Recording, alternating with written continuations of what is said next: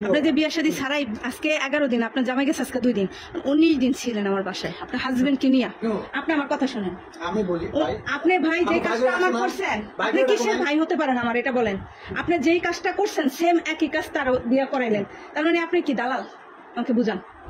আপনি থাকছেন, আপনি অপরাধ করছেন আমার বাসাটা, এটা পুলিশের বাসা, সম্মান অনুযায়ী আমি মান সম্মানের দিকে তাকাই কিচ্ছু বলি নাই, কাউকে বিষয়টা জানাই নাই, কোনো গার্জিয়ানকে জানাই নাই। এখন আপনি যে একটা অকারেন্স করছেন, আমি আপনাকে ক্ষমা দৃষ্টিকে দেখছি যে মানুষকেই ক্ষমা করে দেয়, কারণ আপনি তো সিনিয়র পারসন, আপনি তো জুনিয়র না।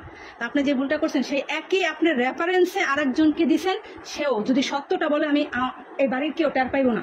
সে যদি আমাকে মার্কেটিং করে সবাই জানবে, সবাই জানবে। আপনি সত্যিটা বলেন, আমি কিচ্ছু বলবো না আপনাকে। আমি তার সব ডিটেলস জানি।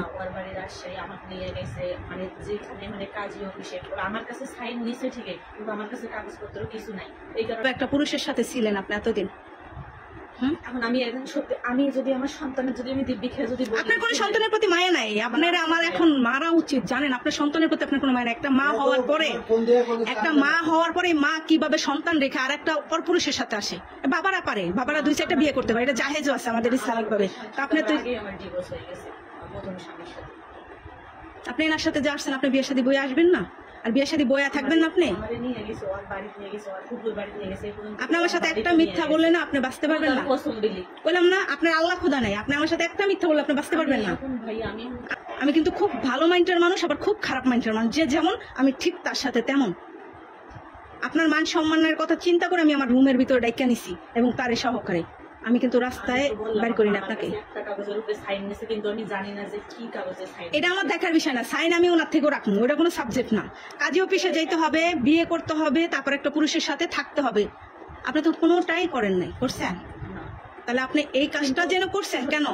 আমার কথা শুনেন, ওই যে আমি ওইটা ভাবছি যে ও তো আমার কাছে কাগজের মধ্যে সাইন দিয়েছে, মানে ও বলছে যে আমার এখানে পরিচিত লোক আছে, তো আমি ভাবছি যে এখানে মনে হয় আপনার অন্য জায়গায় বিয়ে হয়েছে, আপনার সন্তান আছে, কয়টা আছে? ছেলে না, একটা ছেলে আছে। কত বছর বয়স?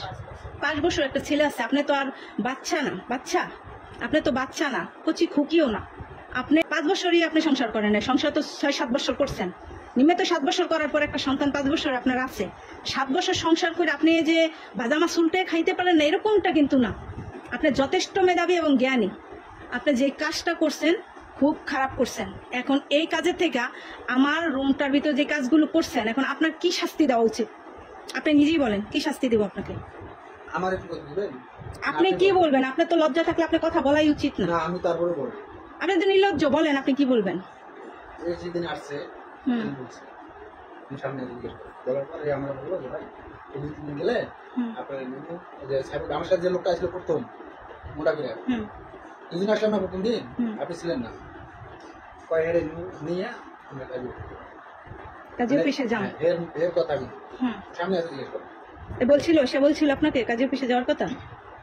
হ্যাঁ বলেন। কথা বলছি যে 2 দিন গেল 3 দিন গেল, তুই তো আমার একদিনও আমার কাছে গেলি না যে ভাই আমি যে কাজে অফিসে যাওয়ার কথা, কোন কাজে অফিসে যাবো কি ভালো কিন্তু কিন্তু আমার বলেও নেই, বলে নাই। এখন আপনি তো আমাকে বলেন না। কথা আমি সমাধান করার জন্য কিন্তু জিনিসটা কইছি, 1000বার কইছি যে এইভাবে কিন্তু একটা মেয়ের মেন হচ্ছে তার ইজ্জত, সেটাই যদি নিলাম হয়ে যায় সে মেয়ে বাঁচতে একটু মান ইজ্জতের কোনো ভয় নেই।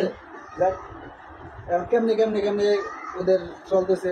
রনি যায়, রনি কই মাথায় কিছু নিচ্ছে না।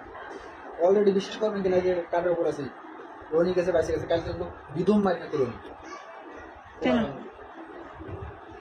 পোলাপানের জন্য? হ্যাঁ, পোলাপান মারি দিতে বিধম দুজন গেল। এদের চলাফেরা খারাপ, আমার বাসাটা খুব নোংরা বানায় লেছে। এখন ভাই এটা যে পুলিশের বাসা এত নোংরা করছে এরা, মানিজ্জত মানে আমাদের আর রাখে নাই। ওদিকে যাহা পায় গেছে গেছে, এখন সীমা কি করছে, রুম করে কি করছে? আমি বলছি ওই আমারে ফোন দিছিল, আজকে আবার শিমুল ফোন দিল, আজকে আবার সকালবেলা ফোন দিছিল আমারে দিয়ে কয় শিমুল কইছো, আমি কই এখনো কই নাই, আজকে কই। পরে তো আপু ফোন দিয়ে কইলাম যে আপু আমি তো 1 তারিখে যাবো, তো আপু বললো যে আমাদের বাসার তো নিয়ম না যে এভাবে যাওয়া যায় না, দিলে 2 মাসের ভাড়া দিয়ে যাওয়া লাগে এখান থেকে। তো আমি এবার বললাম যে আচ্ছা তাহলে ঠিক আছে, তাহলে আমি 1 তারিখ পর্যন্ত থাকি, তারপরে ওই সামনের মাসের ভাড়া দিয়ে আমি যাবো। সামনের মাসে না, কথা হচ্ছে এই মাসেরটা দিয়ে এই মাস বাদ দেন, আপনি এটা বাদ দেন। আপনার কথাটা আমি বলি, ঢাকা শহরের নিয়ম তুমি যদি রুম ছাড়ো 1 তারিখে না করবে, 1 তারিখে না করলে তাহলে রানি মাস পরের মাসে 2 মাসের রুম ভাড়া দিলে হবে। কিন্তু আজকে 11 তারিখ, 11 তারিখ কোন হিসেবে তুমি না করতেছো এই কথাটা তো। হিসাব কিতাব বাদ, এখন আমার কথা শোনেন। আপনি আগামী 2 মাসের ভাড়া দিয়ে আজকে আপনার আমার বাসা থেকে বিদায় হবেন। আপনার মতো নোংরা লোক আমি আমার বাসায় অ্যালাউ করব না। This is final.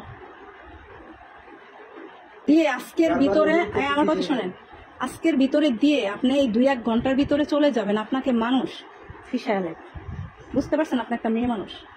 আজকের ভিতরে আমার রুম ভাড়া দিয়ে আপনার যা টুকিটা কি আছে বাইরেরও কোনো ভাড়াটির সাথে বলার প্রয়োজন নাই। আপনি এখন বের হয়ে আমার কথা শুনেন, আপনার কোনো কথা আমি শুনবো না। এই মাস আর সেই মাস নাই না, আমার বাসা আমার না, ঢাকা শহরের যেটা নিয়ম সেই নিয়ম অনুযায়ী আপনি যে কাজ করছেন, আপনার যদি 1 লাখ টাকা জরিমানা করার আগা থেকে পায়ের আগা থেকে মাথা পর্যন্ত বাইরে না, আপনারও এই আকাম কুকামের শোধ হবে না আপনি যা করছেন। কিন্তু আমি মানবতার দিকে তাকায় আপনার গায়ে হাত তুলি নেই, মানুষকেও জানাই নেই, জাস্ট আপনাকে রুমে রাখছি। এখন আপনি আমার আগামী 2 মাসের রুম ভাড়া দিয়ে, এটা তো দিয়েছেন থাকছেন দেখা, আগামী 2 মাসের রুম ভাড়া দিয়ে বেশি না সামথিং, এখন চুপচাপ চলে যাবেন এই বাসার থেকে, আর কোনো কথা নেই।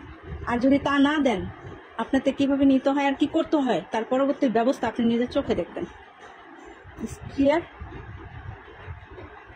বুঝতে পারছেন? এখন আপনার কিছু বলা থাকলে বলেন আমাকে।